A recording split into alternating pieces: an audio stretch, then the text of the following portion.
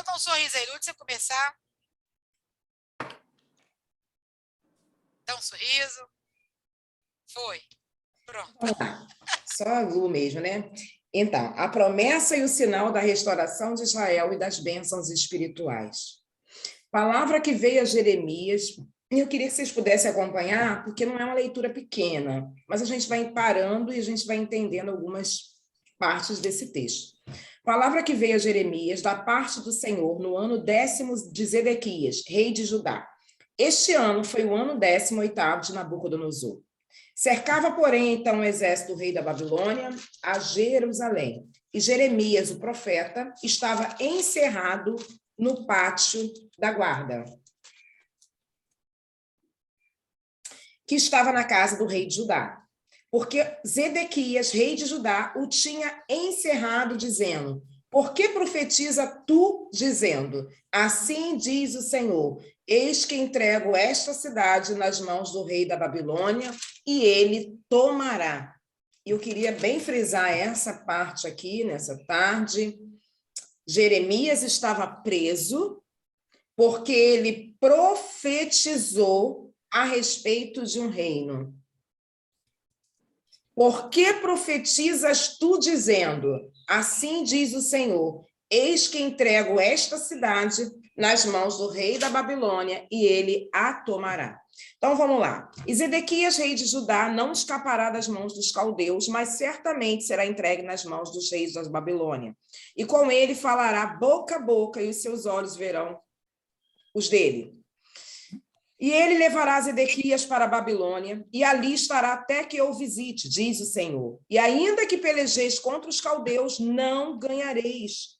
Disse, pois, Jeremias: veio então a minha palavra do Senhor, dizendo: eis que Ananel, filho de Salum, seu tio, virá a ti, dizendo: compra para ti a minha herdade que está em Anatote, pois tens o direito de resgate para comprá-la. Veio, pois, a mim, Ananel, filho do meu tio, segundo a palavra do Senhor, no pátio da guarda, e me disse: compra agora a minha herdade que está em Anatote, na terra de Benjamim, porque teu é o direito de herança, e tens o resgate, compra-a para ti. Então, eu entendi que isto era a palavra do Senhor. Comprei, pois, a herdade de Ananel, filho de meu tio, a qual está em Anatote, e pesei o dinheiro, 17 ciclos de prata. Subscrevi o auto, selei-o, ele foi confirmado por testemunha, pesei o dinheiro numa balança, tomei o auto da compra, tanto que estava selado, conforme a lei e os estatutos, como o que estava aberto. E dei o auto da compra para Baruque, filho de Nerias, perante os olhos de Ananel, filho do meu tio, e perante os olhos das testemunhas que subscreveram a escritura da compra, e perante os olhos de todos os judeus que se assentavam no pátio da guarda. Então dei a ordem a Baruque perante os olhos dele, dizendo: assim diz o Senhor dos Exércitos, o Deus de Israel: toma estes autos, este auto de compra, tanto selado como aberto, coloca num vaso de barro para que possam conservar muitos dias. Porque assim diz o Senhor dos Exércitos, o Deus de Israel: ainda se comprarão casas e campos e vinhas nessa terra.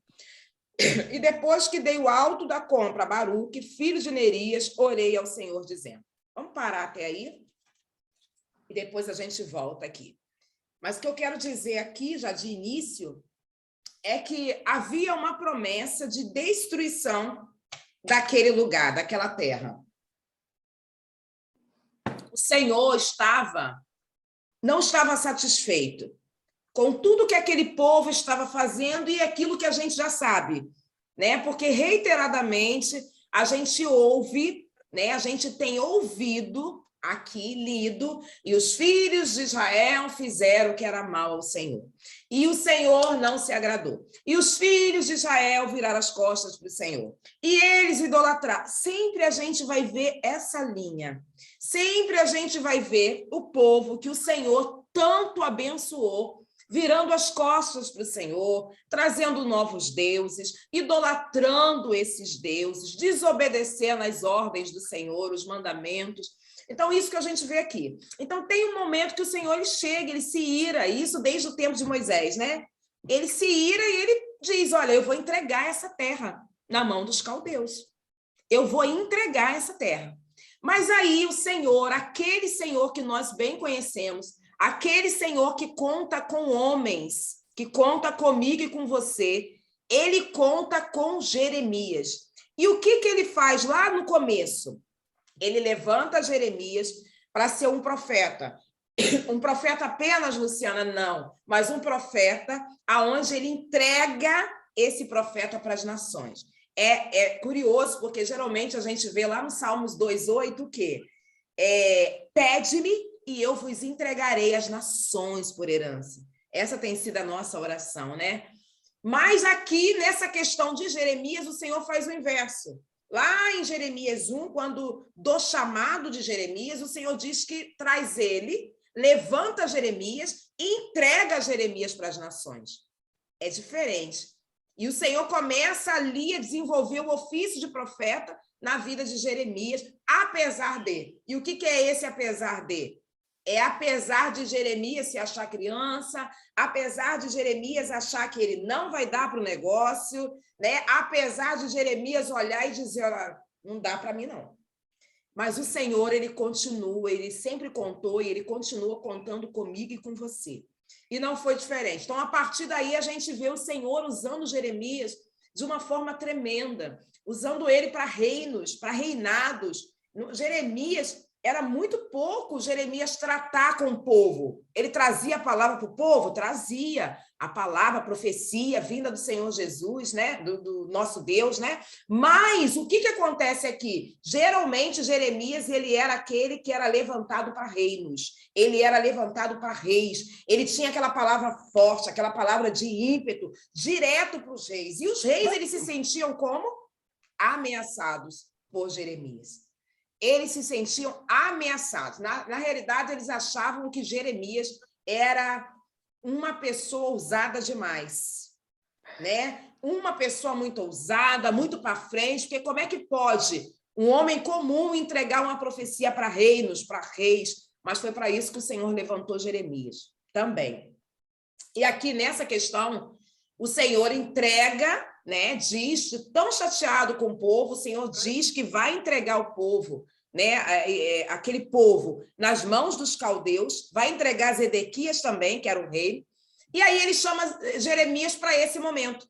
Ele traz uma profecia para Jeremias dentro dessa questão, porque ele olha para aquela terra e ele diz, não vai sobrar nada aqui. Não vai sobrar nada. Eu vou entregar tudo, né? Eu vou entregar terra, eu vou entregar os homens, eu vou entregar tudo nas mãos dos caldeus. Eu vou entregar tudo para a Babilônia, eu vou entregar o rei, eu vou entregar tudo, não vai sobrar nada. Mas aí, no meio disso tudo, o Senhor chama Jeremias, traz uma profecia para Jeremias, que era a profecia de que Jeremias, isso a gente acabou de ler, está lá no verso 6, 7, 8 e até o 9. E aí o Senhor chama Jeremias no secreto, porque o Senhor é o Deus de secreto, ele comunica os seus. Jeremias está preso, mas aí a gente já se coloca na condição, né, de que quando a gente está passando por uma situação, nós cantamos aqui, ele não muda, ele não falha. Na tempestade ele está, não é isso que a gente cantou? Nas prisões também ele está. E Jeremias, ele estava numa prisão cerrada, minha amada. Eu estou falando de uma prisão física, mas eu não sei qual é a prisão que você está nessa tarde. Eu não sei qual é a situação que você está se vendo presa. Mas eu já quero dizer para você que o Deus de Jeremias é o Deus dessa tarde. Ele não mudou. Nós cantamos de início, imutável é. Imutável, ele não muda. Ele não muda, ele continua sendo comigo e com você, independente de onde quer que nós estejamos. Nós cantamos sobre a tempestade. Na tempestade está. Nas prisões está. E em todo lugar que nós estivermos, o Senhor vai estar também, amados. Então, a palavra do Senhor diz que nesse íntere aí, o Senhor chama Jeremias e dá uma profecia para Jeremias. E a profecia é, olha só, vai vir um parente teu aqui e ele vai te oferecer uma herança, verso 6, 7. Ele vai te oferecer uma herança. Compra. Olha bem. Teu tio virá a ti. Ele vai dizer, compra para ti a minha herança que está em Anatote, pois você, Jeremias, tens o direito de resgate para comprá-la. Essa foi a profecia. Logo no 8, nós vamos ver quem chega. O tio. Porque nós estamos diante de um Deus que não mente. Diante de um Deus que, quando ele promete, ele faz. Nós estamos diante de um Deus garantidor. Então, o Deus que trouxe a profecia para Jeremias, ele cumpriu. Porque logo de imediato, logo no verso 8, vem Ananel, que é filho do meu tio, né? Era o primo de Jeremias. Segundo a palavra do Senhor, ao pátio da guarda, e ele diz para Jeremias, olha, Jeremias, compra agora a minha herança que está em Anatote, na terra de Benjamim, porque teu é o direito na terra, teu é o direito de herança, e tens o resgate, compra para ti. Parece que a gente está repetindo, se muitas das vezes você leu esse texto, ou você leu agora e você falou, repetiu a palavra, não. Uma é a profecia do Senhor e a outra já é o cumprimento da profecia. Um é o Senhor dizendo para Jeremias, olha, vai vir um parente teu, olha, vai vir um tio teu, e ele vai pedir para que você compre. E o Senhor profere as palavras que aquele homem diria. Já no verso 8, chega a pessoa, o primo, né? O filho de Ananel, trazendo as mesmas palavras que o Senhor proferiu a Jeremias. E aí, olha que coisa, amados. Ele oferece. E aí, lá no finalzinho dos 8, diz assim, então entendi que isto era a palavra do Senhor. Jeremias entendeu. Por quê? Porque ele recebeu uma profecia. E mais que de imediato, aquelas mesmas palavras foram usadas para ele. Então, ele olhou e ele falou, eu entendi que o Senhor estava nesse negócio. Eu quero abrir esse precedente aqui para você nessa tarde e te perguntar, você tem entendido que o Senhor está falando com você? Você tem entendido que o Senhor, ele está...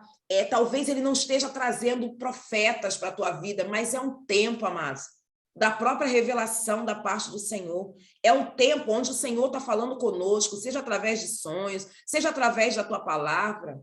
Jeremias era um homem muito forte, mas muito mais do que forte, era um homem que tinha intimidade com Deus. Então, ele entendeu que era o Senhor que estava ali. E nessa tarde, eu te pergunto, você tem entendido que o Senhor está falando contigo, tem te mostrado algumas situações? Você tem conseguido entender que o Senhor é que está à frente, direcionando algumas coisas na tua vida? A palavra segue e diz assim, então, comprei, pois, a herdade de Ananel, filho do meu tio. Eu comprei, então, a herança. E ali ele vai dizer, imagina um cartório, né? Então, é esse pedacinho aqui desse texto que a gente viu. Ele comprou, ele assinou. Aqui, quando fala de pesar, está falando de escritura, né? Está falando de que todo o procedimento foi realizado. Todo o procedimento cartorário, que na época não existia cartório, mas aquele procedimento que daria fé àquela compra, daria verdade, veracidade àquela compra, foi realizado. Mas observe bem, amados, lá no início, o Senhor começa dizendo o quê? Que aquela cidade se tornaria pó, se tornaria vazia. No início, o Senhor falou, vou entregar todo mundo. Era como se o Senhor dissesse assim, essa cidade era como se ela nunca fosse existir, ela nunca tivesse existido. Só que aí, no momento desse mesmo contexto, o Senhor chama Jeremias e fala, compra um campo aqui nessa cidade. Se a gente observar, parece uma coisa dúbia. Parece que o Senhor, em algum momento, ele esqueceu. Parece que o Senhor esqueceu daquilo que ele falou. E aí, no segundo momento, ele fala, Jeremias, compra um campo aqui. Só que o Senhor falou isso para Jeremias. Primeira coisa, quero dizer que o Senhor não esquece de nada. O Senhor não esqueceu de nenhuma promessa que ele te fez. O Senhor não esqueceu no teu momento de choro. O Senhor não esqueceu no teu momento de desespero. O Senhor não esqueceu aquilo que ele te falou. Ele não esqueceu. Ele não esqueceu das promessas dele para a tua vida quando você nem nascida era ainda. Ele não esqueceu de nada. Mas a palavra do Senhor vai dizer que os pensamentos dele são mais altos que os meus. Os pensamentos do Senhor são mais altos que os nossos. Lá em Jó vai dizer assim, posso eu ordenar aquele que criou os céus, os mares, o universo? Aquele que criou os animais, posso eu fazer isso? Não, não podemos. O Senhor tem o seu jeito de agir. O Senhor tem a sua forma de agir, que por mais que eu não entenda, ele está no negócio. Ele está fazendo, amados, por mais que eu não entenda. Talvez Jeremias estivesse ali, ó. Gente, mas a palavra vem a mim. Ele falou comigo que ia entregar toda a terra, que ia entregar Zedequias. Foi comigo que ele falou. E logo no momento seguinte, ele... Mas veja bem, eu só quero te dizer o seguinte. Aqui Jeremias não fala nada, mas ele obedece. Ele diz assim, independente daquilo que o Senhor falou, eu entendo que quem está falando comigo é o Senhor. Quem está fazendo isso é o Senhor. A palavra diz, e eu entendi que isso vinha do Senhor. Eu entendi que era essa a palavra do Senhor. E Jeremias obedece. E Jeremias compra, e Jeremias sela, e Jeremias paga, e Jeremias entrega a Baruque, e Jeremias guarda no vaso, pede para Baruque guardar no vaso. Independente de a obediência, amados. Independente de eu achar que está certo ou que está errado. Independente de eu saber que ele falou uma outra coisa comigo em determinado momento. Independente de eu achar que isso não vai dar certo. Mas a palavra do Senhor diz que Jeremias obedeceu. Então, a primeira coisa que a gente quer deixar aqui, amados, é a obediência.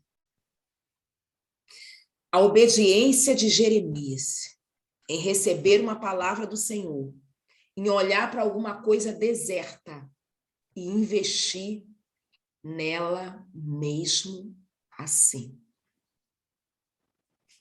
Algo que ficaria deserta, que aos olhos dos homens seria deserto.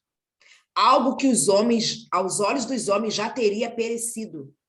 Algo que os olhos dos homens não daria certo. Mas Jeremias obedeceu e investiu. E nessa tarde, talvez o Senhor esteja falando com alguém aqui e dizendo, invista. Invista num lugar aonde está arruinado aos olhos humanos. Invista num lugar aonde já não dá mais frutos aos olhos humanos e aos teus próprios olhos. Invista num lugar aonde a água já secou. Invista num lugar aonde todos estão dizendo, não tem mais jeito. Talvez o Senhor esteja dizendo isso para você. Invista. Invista. E você está teimando em investir ou, segurando para investir porque os teus próprios olhos já não tem mais vida. Já não tem mais como. E a palavra do Senhor vai dizer, então, que ele compra. E ele faz, ele sela, ele guarda. E depois disso, Jeremias se vira para o Senhor. E eu queria que você viesse comigo, agora sim. Lá no 16. E depois que dei o alto da compra para Baruque, filho de Nerias, orei ao Senhor, dizendo: Ah, Senhor Jeová, eis que tu fizeste céus e a terra com o teu grande poder e com o teu braço estendido. Não te é maravilhosa demais coisa alguma. Tu usas de benignidade com milhares e torna a maldade dos pais ao seio dos filhos. Depois deles, tu és o grande e poderoso, cujo nome é Senhor dos Exércitos. Grande em conselho, magnífico em obras, porque os teus olhos estão abertos sobre todos os caminhos dos filhos dos homens para dar a cada um, segundo os seus caminhos e segundo o fruto das tuas obras. E aí nós vamos passar um pouquinho para frente, lá no 25. Ali ele vai reiterando com o Senhor, né, até o 25, mas no 25 ele diz: Contudo, Senhor, tu me disseste, compra para ti o campo por dinheiro e fazem que o atestem testemunhas, embora a cidade esteja já dada nas mãos dos caldeus. Sabe por quê, amados? Jeremias está dizendo assim para o Senhor: agora sim. Agora sim, ele chama o Senhor, e Senhor, como assim? Fala para mim. Porque o Senhor me conhece, e o Senhor te conhece, e nunca foi pecado você se expor diante do Senhor e dizer para o Senhor: Senhor, não estou entendendo. Mas depois de obedecer. Entende? Jeremias, ele não titubeou, ele simplesmente obedeceu. O Senhor mandou, ele falou, isso veio do Senhor, ele comprou. É claro que na mente dele tinham várias indagações, porque ele foi o profeta que recebeu as duas profecias. Ele foi o profeta que o Senhor disse: vai ficar zerado, não vai ter mais vida. E depois ele foi o profeta que o Senhor falou para ele: olha só, compra um campo nessa cidade que não tem mais vida, ou seja, invista. Então, isso não é pecado, amados, nunca foi. Eu chegar para o Senhor, abrir o meu coração e dizer: Senhor, não estou entendendo. Mas antes, contudo, eu preciso obedecer. Eu não posso chegar para o Senhor e dizer: eu não estou entendendo, eu não vou fazer. Não. Jeremias, ele teve uma atitude diferenciada, ele obedeceu. Depois que ele obedeceu, ele foi lá e ele disse: Senhor, como assim? Está aqui, nós acabamos de ler. Como assim, Senhor? O Senhor diz para mim, para eu comprar um campo por dinheiro, fazer isso na presença de testemunha, embora a cidade já esteja dada nas mãos dos caldeus. Então veio a palavra do Senhor a Jeremias, dizendo: eis que eu, o Senhor, o Deus de toda a carne, acaso seria alguma coisa maravilhosa demais, impossível demais para mim? O que o Senhor está dizendo aqui, amados, quando Jeremias diz: Senhor, mas vai ficar deserta. O Senhor está dizendo para Jeremias: Jeremias, preste atenção. Eu não posso fazer brotar de novo. Eu não posso fazer nascer de novo. Eu não posso tirar do vício. Eu não posso tirar da prostituição. Eu não posso fazer restaurar um sentimento. Eu não posso fazer você perdoar. Eu não posso fazer o outro vir te pedir perdão. Eu não posso fazer o outro reconhecer o erro. Eu não posso livrar da cadeia. Eu não posso tirar do hospital. Senhor, mas já está perdido. Senhor, já está ruim demais. Já foi dado como morto.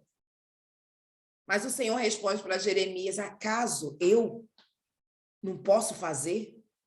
Acaso há algo impossível demais, grandioso demais, sobrenatural e extraordinário demais que eu, o Senhor, não posso fazer? Assim o Senhor diz para Jeremias. E ele diz assim: portanto, preste atenção, eis que eu entrego esta cidade nas mãos dos caldeus, sim. Nas mãos de Nabucodonosor, sim. Rei da Babilônia, sim. Ele vai tomar essa cidade? Vai. Os caldeus, eles, lá no 29, e os caldeus que pelejam contra essa cidade vão entrar nela sim. Vão colocar fogo nessa cidade, sim. Vão queimar as casas, sim. Os terraços também. Tudo isso vai acontecer. Mas ele vai lá no verso 36, e aí você vai dar um pulo grande. E ele diz assim, continua, tudo é um papo com Jeremias. E ele diz assim, Jeremias, preste atenção. Essa cidade já está dada nas mãos do rei da Babilônia. Pela espada, pela fome e pela pestilência. Eis que eu os congregarei de todas as terras, para onde os houver lançado na minha ira e no meu furor, e na minha grande indignação, mas eu vou tornar a trazer a este lugar. Eu vou fazer com que habitem nele seguramente. Eles serão o meu povo, eu serei o seu Deus. E aí, lá no 42, vai dizer assim, como eu trouxe sobre este povo todo esse grande mal, eu vou trazer também sobre esse povo o que tenho prometido. Nesse campo que eu te falei, Jeremias, presta atenção lá no 43, vão se comprar campos nessa terra ainda, das qual você está dizendo está deserta, sem homens, nem animais, está dada nas mãos dos caldeus. Presta atenção, Jeremias, 44. Vão comprar campos por dinheiro, vão ainda subscrever os autos, vão selar. Farão com que ateste testemunhas na terra de Benjamim, nos contornos de Jerusalém, e nas cidades de Judá, e nas cidades das montanhas, e nas cidades das planícies, e nas cidades do sul, porque eu farei voltar do cativeiro, diz o Senhor. O Senhor disse para Jeremias assim, olha só, Jeremias, preste atenção, não há nada impossível para mim. Nessa terra que você está dizendo que está deserta, que não frutifica mais, eu vou fazer, vou tornar a frutificar. Nessa terra que todo mundo olha e não dá nada por ela mais, eu vou fazer de novo.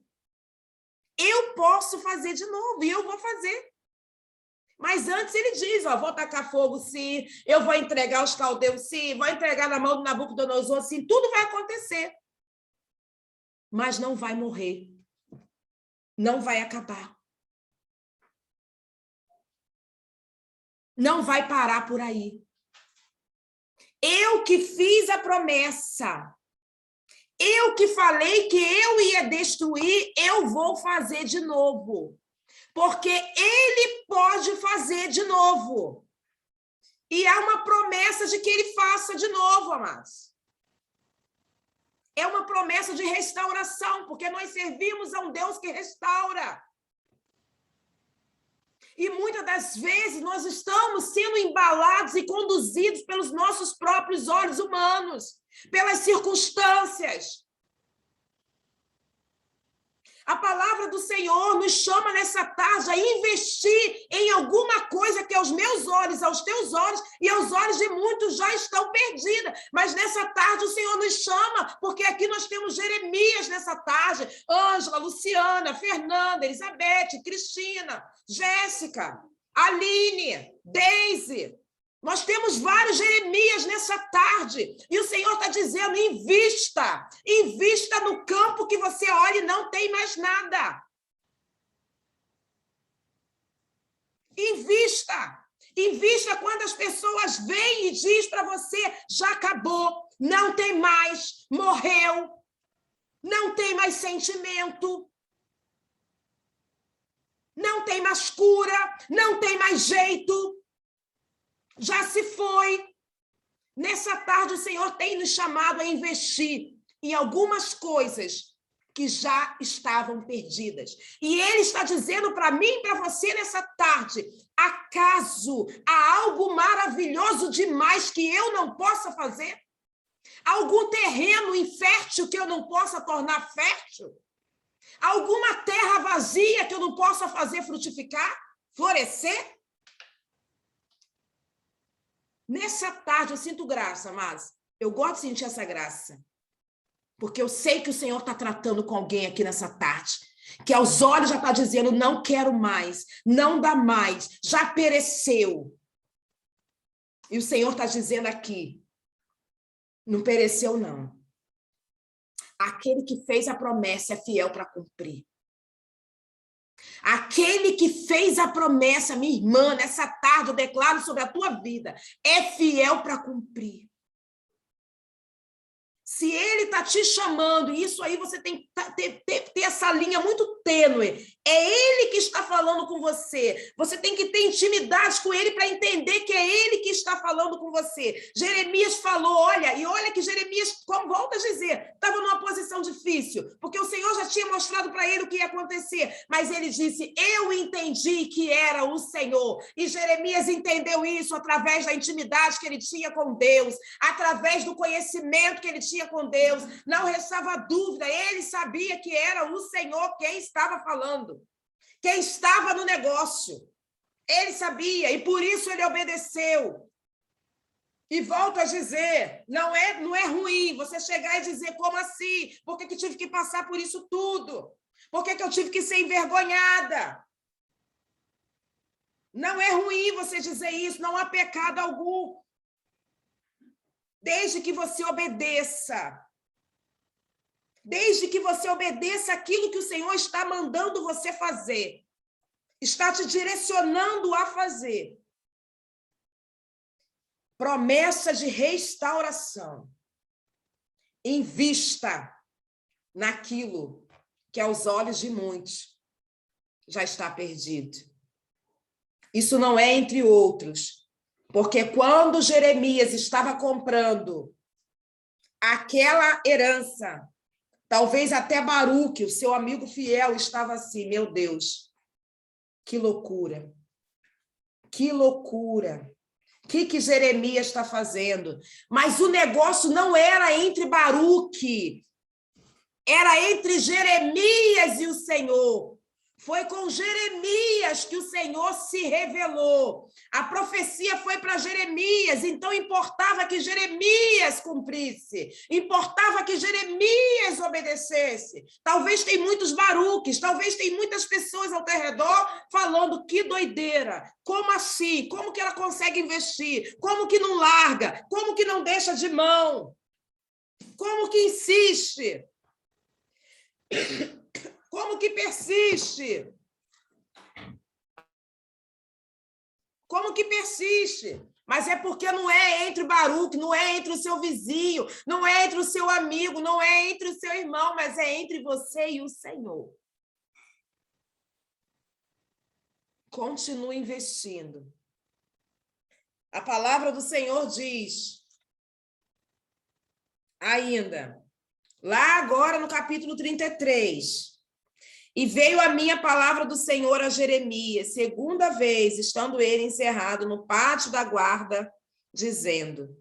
Às vezes a gente fala esse versículo e a gente não sabe que contexto ele está. Então vamos lá. Obrigada, amor. Assim diz o Senhor que faz isto. O Senhor que forma isso, para estabelecer o seu nome, para dizer que ele é Senhor. Olha só, gente. Assim diz o Senhor que faz isso. O Senhor que forma tudo isso para dizer assim, eu sou Senhor. Eu posso fazer. Olha lá no 3, o que ele diz? Clama a mim. Responder-te-ei e anunciar-te-ei coisas grandes e firmes que ainda não sabe. É dentro desse contexto de investir no campo perdido que o Senhor se levanta a Jeremias e diz, Jeremias, clama a mim, que eu quero te mostrar algumas coisas. Clama a mim, Jeremias, que eu quero te mostrar que aquilo que estava perdido não está perdido, Jeremias. Clama a mim, Jeremias, que eu quero te mostrar o sobrenatural, coisas extraordinárias que eu nunca mostrei a ninguém. Clama a mim, Jeremias. É dentro desse contexto. A gente usa esse versículo para muitas coisas, e muitas coisas eles se aplicam. Mas, na realidade, é sobre investir em algo que já foi perdido. É sobre uma promessa de restauração. É sobre a queixa de Jeremias. O Senhor diz, Jeremias, clama a mim. Clama a mim porque eu quero te mostrar e eu vou te mostrar algumas coisas as quais você não sabe. E aí diz, vamos lá para o 4. Porque assim diz o Senhor, o Deus de Israel, sobre as casas dessa cidade, sobre as casas dos reis de Judá. Vamos lá, 6. Eis que eu farei vir sobre ela, sobre essa terra, saúde e cura, e vos sará. Eu vou manifestar abundância de paz e de verdade. Eu vou remover o cativeiro, aquilo que prende. O cativeiro de Judá e o cativeiro de Israel. E eu vou edificar como no princípio. Olha o que a palavra do Senhor está dizendo. Eu vou edificar como do princípio. Antes da terra ficar deserta, eu vou edificar como antes. Uma promessa de restauração. E ele diz, e eu vou purificar de toda a sua maldade com que pecaram contra mim. Eu vou perdoar todas as suas iniquidades com que pecaram contra mim. E também como transgrediram contra mim. E esta cidade me servirá de nome de alegria. Alegria, amados. Aonde se vê deserto, se vê choro, se vê angústia, se vê vazio, o Senhor disse, esta cidade me servirá por nome de alegria, de louvor e de glória, entre todas as nações da terra que ouvirem todo o bem que eu lhe faço, e vão espantar-se, vão ficar espantados, e vão ficar perturbados por causa de todo o bem, e por causa de toda a paz que eu vou trazer sobre essa cidade, sobre aquele campo que estava perdido, sobre aquela cidade que estava perdida. Amados, é tremendo. A palavra do Senhor diz que pessoas vão ficar perturbadas, pessoas não vão entender nada, pessoas vão ficar espantadas com a restauração que o Senhor vai fazer, com o extraordinário, com o sobrenatural, com a cura, com a restauração que vai ser aplicada.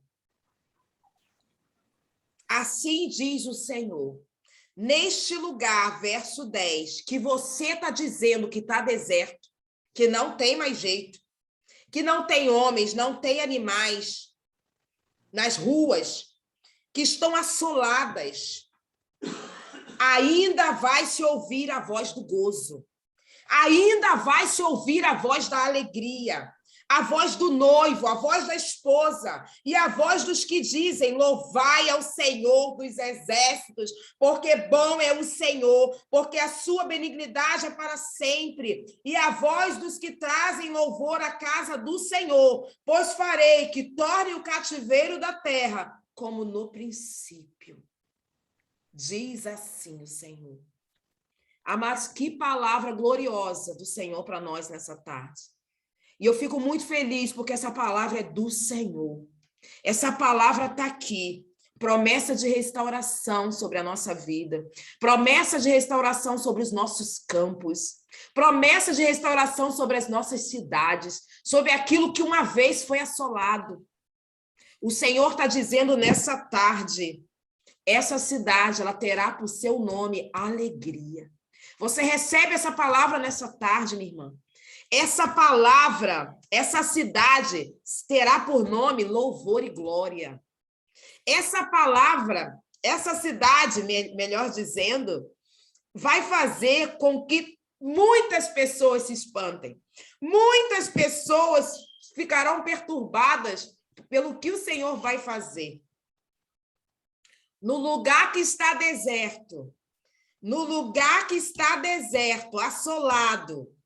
E eu não sei que lugar é esse que está deserto, assolado. Eu não sei que lugar já foi de alegria e hoje você olha para esse lugar e você vê um lugar de tristeza,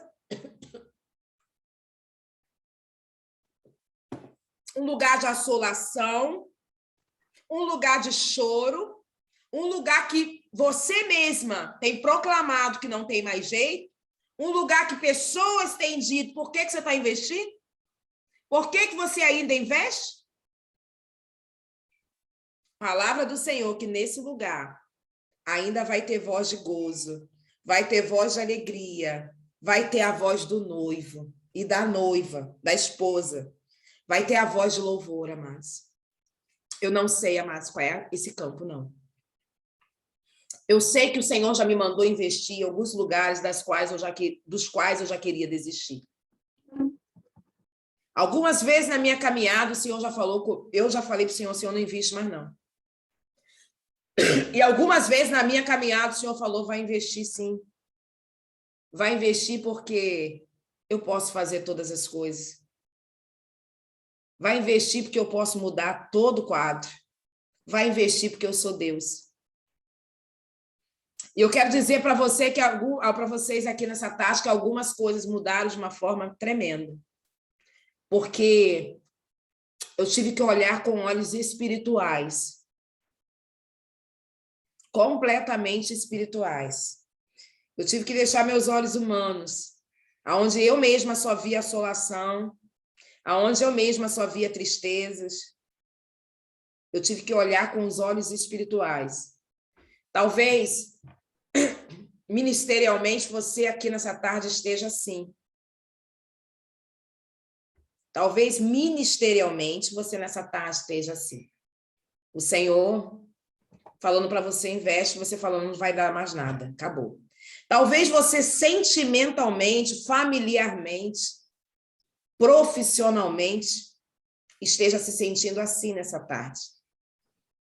O Senhor tem falado para você, invista. E você já não tem nem mais forças para investir. Mas eu quero te dar uma notícia que eu já te dei, que não é minha, é dele. Ele disse que ele fez isso para que o nome dele fosse glorificado. 33:2. Assim diz o Senhor, aquele que faz isto, o Senhor, que fez tudo isso aí, que formou tudo isso, para estabelecer o seu nome e dizer que ele é Senhor. Quando a gente vai lá atrás, lá no Pieirote, eles já estavam saindo, já estavam caminhando, fugindo, já estava quase tudo certo. O Senhor manda, chama Moisés e diz assim, Moisés, volta. Volta com eles. E aí, como assim, Senhor? Como que eu vou voltar com eles? A gente já tá chegando, mas o Senhor chama Moisés e diz assim, Moisés volta e acampa no Pieirote, Êxodo, livro de Êxodo. Acampa lá no Pieirote. Pieirote é beco sem saída. Como assim? Eles estão fugindo, está dando tudo certo, o Senhor manda eles voltarem e acamparem em Pieirote, num beco sem saída. Mas sabe o que acontece? O Senhor dá uma nova rota. É uma rota mais longa. Mas lá no final, o Senhor abre o Mar Vermelho. O milagre, ele é muito maior. A glória do Senhor é estabelecida de uma forma muito mais abrangente. Porque fugir, eles poderiam fugir. Mas qual é o homem que poderia abrir o mar?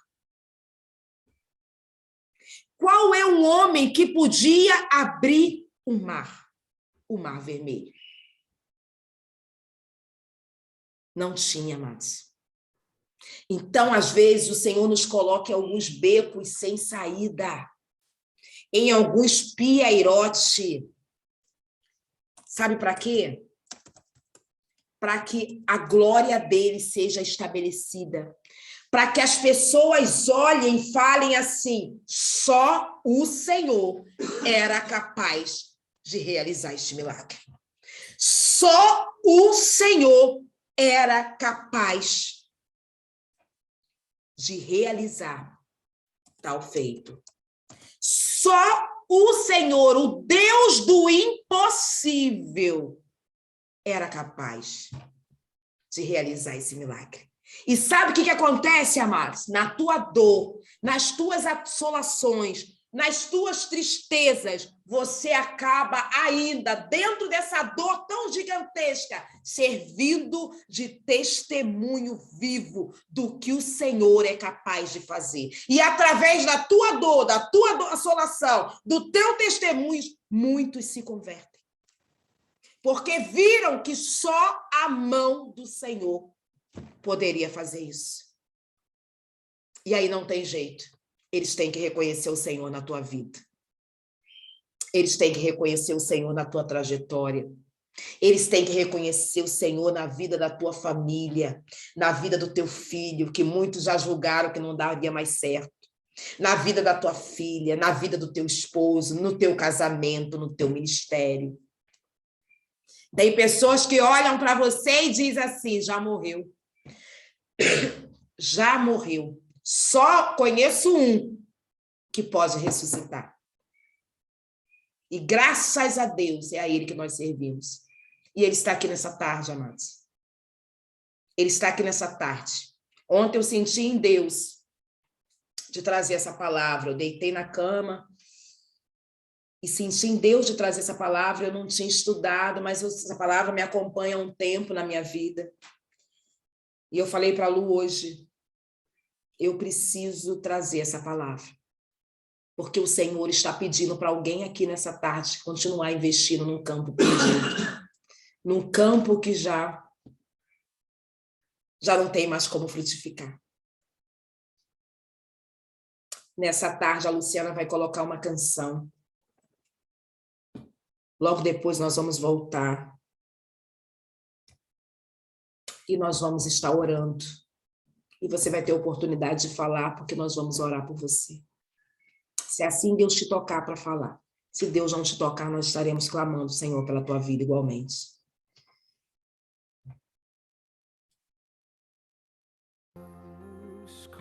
Com mão de fé, e nada irá resistir enquanto adoramos.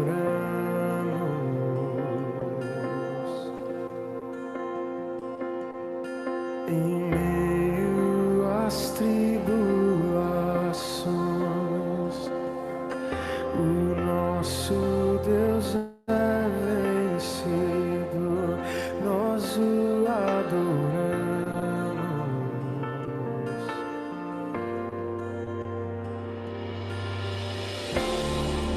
Vitorioso és, na tempestade estás.